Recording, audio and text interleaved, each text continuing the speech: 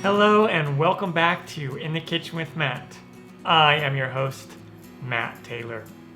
Today, I'm going to show you how to make naan. I had a request to make naan bread, so that's what we're going to do. I'm going to show you how to make naan on your stovetop. Traditionally, naan bread is made in a tandoor, which is a clay cylinder oven, which is pretty neat. Indian restaurants use those quite a bit. But you don't need one of those to make your own naan. So I'm going to show you how to do it on the stovetop. It's really easy to do, simple ingredients. If I can do it, you can do it. Let's get started. All right, so first let's get our yeast started. I have 3/4 cups of hot water. The temp should be between 100 and 115 degrees Fahrenheit. I have some sugar here, and I'm going to add about a teaspoon of this sugar. This is 3 total teaspoons of sugar. So let's just add about a teaspoon. Just agitate it a little bit. And let's go ahead and add our yeast. This is 1 teaspoon of active dry yeast. We'll just agitate that a little bit.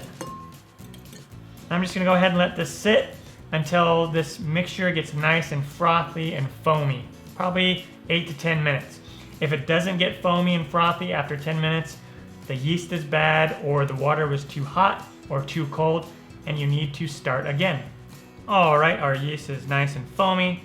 Now what we're gonna do is we're gonna go ahead and take a bigger bowl and go ahead and add this to it. And let's go ahead and add the rest of our sugar.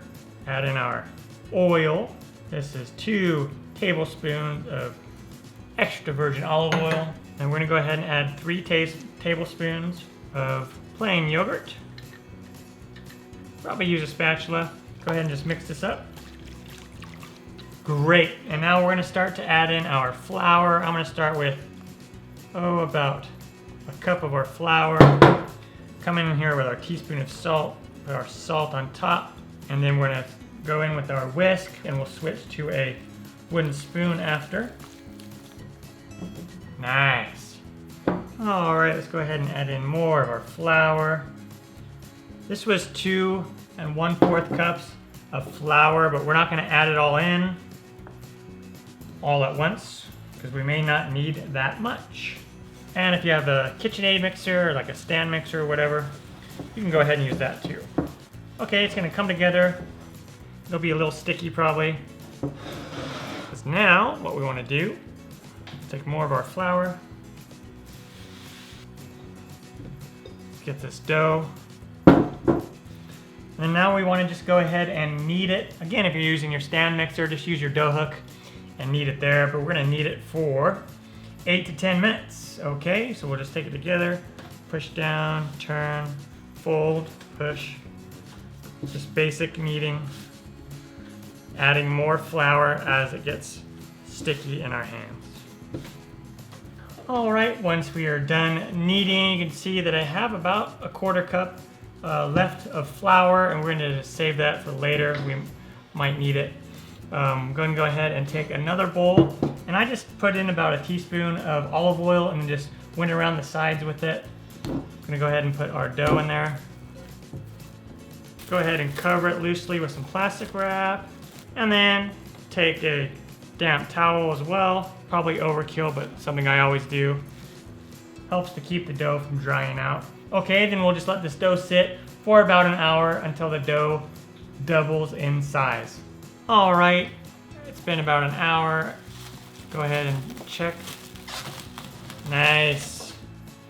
Our dough has risen and it's about double the size. Now what we're gonna do, we're gonna go ahead, it's nice and soft, perfect. We're gonna come over here, we're gonna take some flour. Take our dough, and we want to kind of just stretch it out a little bit. All right, and then depending on how big you want them, I'm just going to go ahead and divide it equally. That. So we'll make about 6 of them, okay? And then what we're going to do, more flour. We're going to take it nice and soft. And then what we want to do is we want to roll it out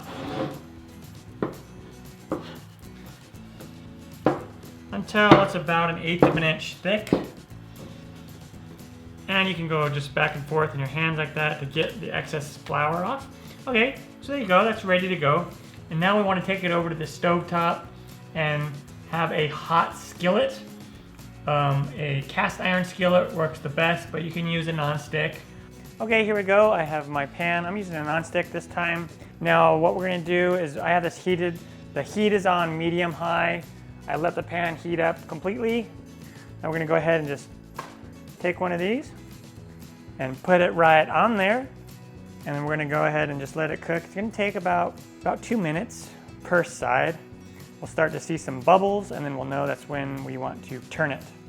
All right, you see those bubbles, looking good. I'm gonna go ahead and turn it over.